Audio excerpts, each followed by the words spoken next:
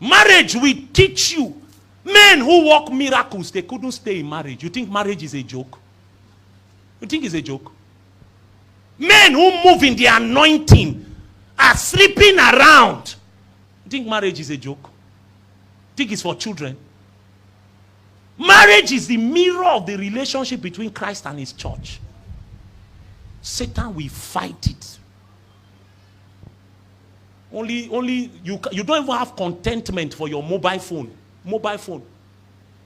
You bought 1999 model. Now they've brought 2022 model. You are sick. You're under pressure to buy the new model. You are sick.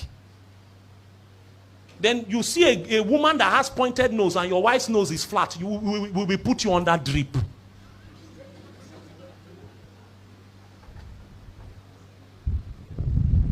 You can't, right now, you don't have contentment for food, for clothes.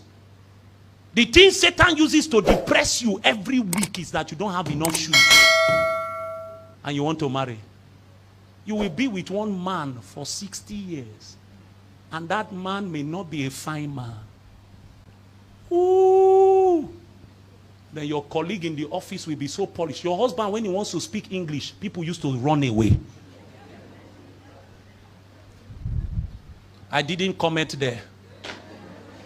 I'm went into the office. Then Satan will position in your office a brother that is polished. He knows you like Queen's English. Then the brother will be in the office and then he will just like you. Then we will know whether you met Jesus. Satan is everywhere. Because the average believer does not know how to live by covenant. Covenant. All kinds of things are happening in my generation. And the school of Jesus is empty. People are not taking classes. Because when it comes to covenant, God will not force you to keep your own side of the bargain. He will do his own, but he will leave you to choose whether to do yours. Every man has a responsibility in covenant. My sister, do you know that virginity is covenant? Do you know, brother, that virginity is covenant? That it is you saying to God, I will be chaste. I will not be sexually irresponsible. I will stay with Jesus. It's covenant. But now some people who are even virgins are worse than the people who are sleeping around. Because all they have not done is that they've not been with a man physically. But in their hearts, in their minds, and in their bodies, they are worse than those that have not slept with anybody. We don't know covenant. So we have conferences to teach people how to give to Jesus. The average young person doesn't know how to live financially in covenant with God. Don't know. When last did you make sacrifice with your money? If it is Jesus you met, he will start to deal with you on the basis of covenant. That's how he matures you. Because when you enter into your inheritance, I've told you before, bro, this thing called healing anointing, if God gives you, can you handle it?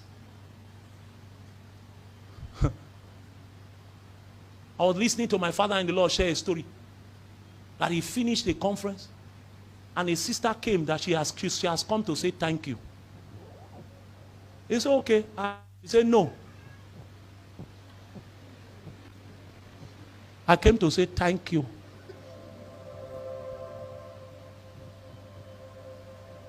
If you have not gone through the school of Jesus, you will now find out that your appetite has not died.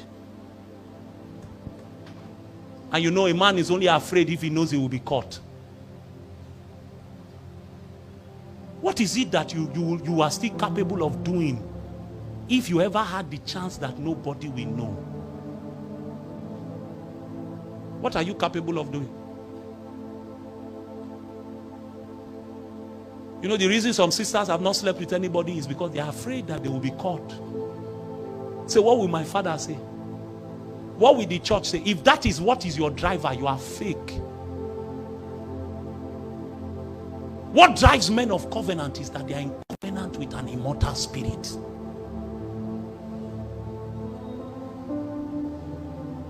And that immortal spirit has a demand of how you are supposed to live. That's why many of us don't have a prayer life. We don't know how to live by covenant. Can God trust you to pray for another person for 3 years and abandon your own prayer points? Can he trust you? What God kept telling me where I was for these 2 weeks, he said, son, prayer and more prayer. He said, I'm calling you and your company to a season of sacrifice in prayer.